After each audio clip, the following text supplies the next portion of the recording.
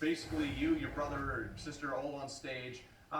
Tell us about how that felt to stand there 9 years after this whole thing started and look at where you are now.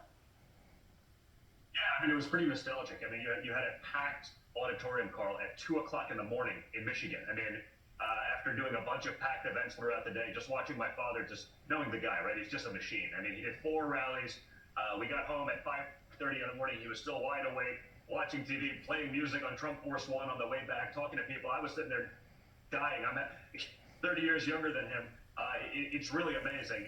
But the nostalgia was incredible because we've been on this voyage for a long time, and I think people get it now. The outpouring of people who just understand my father now. They understand the way he's been maligned.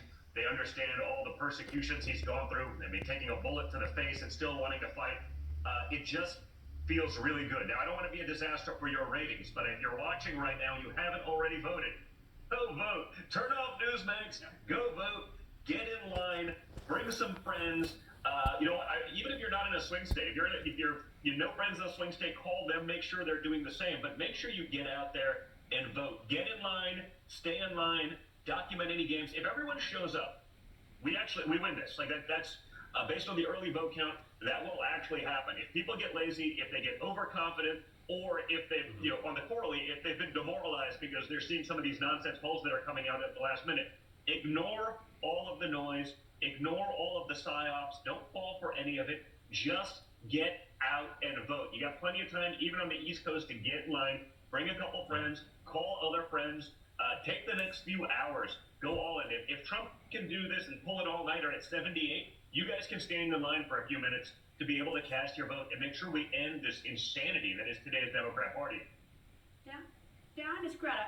You talk about your father pulling an all-nighter. I got to tell you, he's done. We did the math. 639 since he started running for office of these rallies. They're not like 10-minute rallies. These go on for hours and hours. He's up all night. He did 4 yesterday. He eats junk food. I mean, I get reports. I mean, he eats McDonald's and pizzas. I mean, it's almost humanly impossible.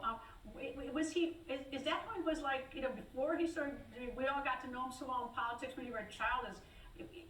What's the secret about this? Because the diet's bad. Now, the diet's bad, and he doesn't really exercise other than golf, which I don't really count.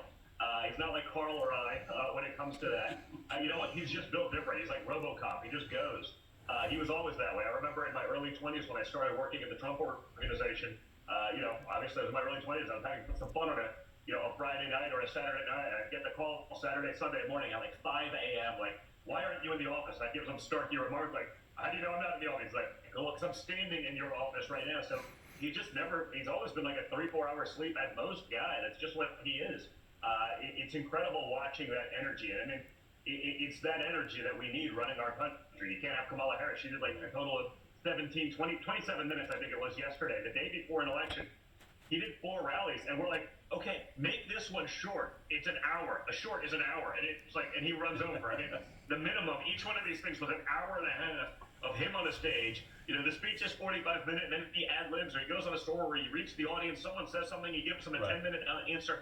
He's just built differently when it comes to energy.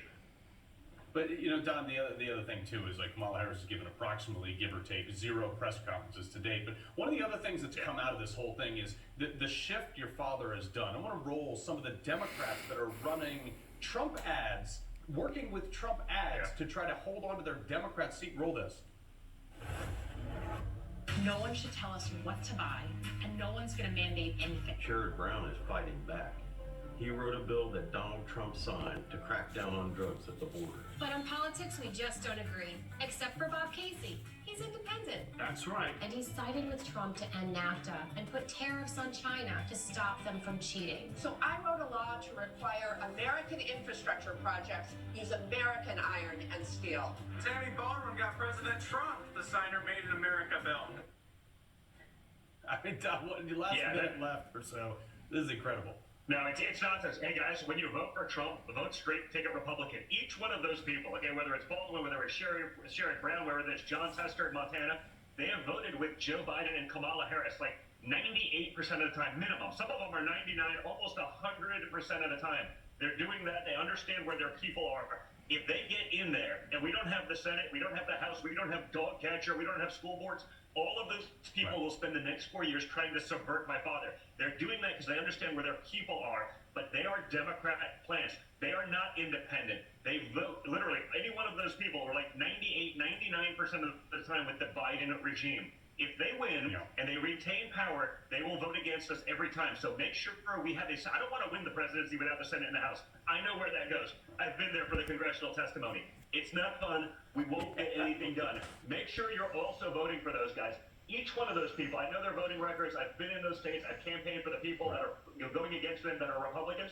They are not independent. They're telling you that because the Democrats will tell you anything you need to hear for you to vote for them. And then they will work against my father's agenda for the next 4 years. Do not allow that to happen. Get out, vote, stay in line, vote straight ticket Republican. Do not split that thing. I promise you, we may outperform some of those Senate races. If we lose the Senate or we don't hold on to it, because we can't just have one vote. We need 54 senators.